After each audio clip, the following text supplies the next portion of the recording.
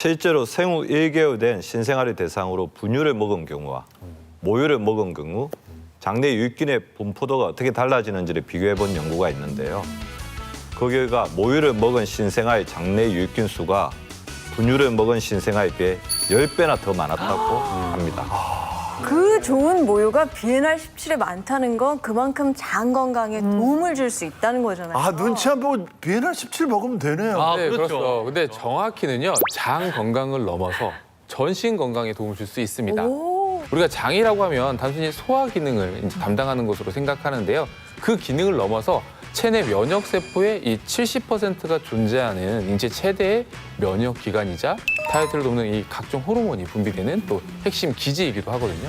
따라서 일반 유산균에 비해서 더 많은 양의 미상류를 보유한 비엔알17을 꾸준히 섭취할 경우에는요, 이 장내 유익균이 늘어나서 장 건강은 물론이고요, 중년 이후에 건강한 다이어트를 지속하는 일에도 도움을 얻을 수 있다는 거죠.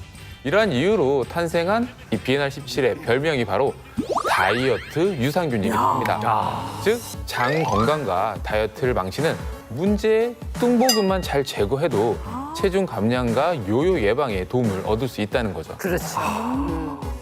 자, 앞에서 다이어트 할 때 체중 감량보다 이거를 먼저 감량해야 된다라고 말씀드렸는데 뭔지 기억나세요? 체중 감량보다도 더 중요한 게 체지방을 빼는 거잖아요. 지방. 네, 근육을 빼는 게 아니라.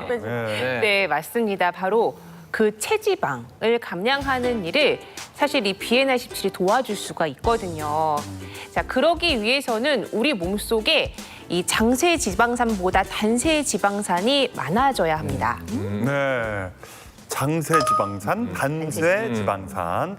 이거 들어온 것 같은데 또 헷갈리죠. 좀 헷갈려요. 예. 이 체지방을 감소하는 일과 어떤 연관이 있나요? 이 지방산들이? 이 날씬균이라고 불리우는 유익균은 단쇄 지방산을 만들어내고요.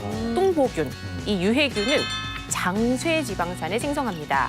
자, 그러면은 둘 중에 어떤 게 많아져야 좋을 것 같아요? 단세. 당연히 날씬균이 생성하는 단세 지방. 그렇죠, 그렇죠. 맞아. 네, 바로 그 단세 지방산을 생성시키는 게 바로 비엔알17이 도울 수 있다는 거예요. 자, 앞에 보이는 모형을 각각 단쇄 지방산과 장쇄 지방산으로 가정을 해볼게요.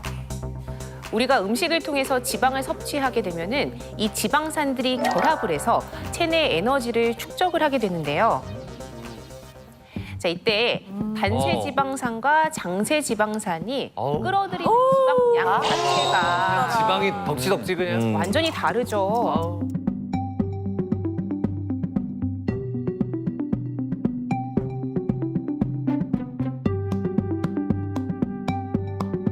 아, 그러네요. 면적이 작은 단세 지방산에 비해서 면적이 큰 장세 지방산에 붙은 지방이 더 많아요. 맞아요. 네, 맞습니다.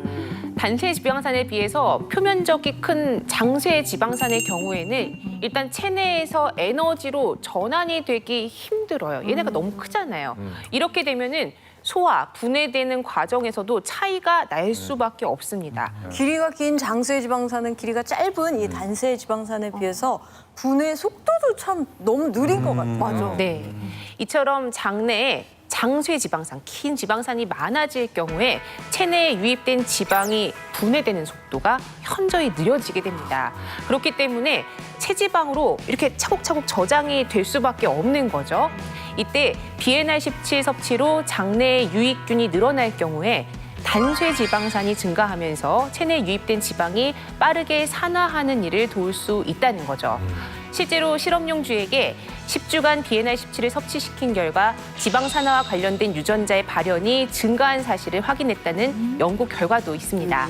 그러니까 비엔알17이 몸속에 쌓여가는 지방을 태우는 일을 도울 수 있다는 거네요.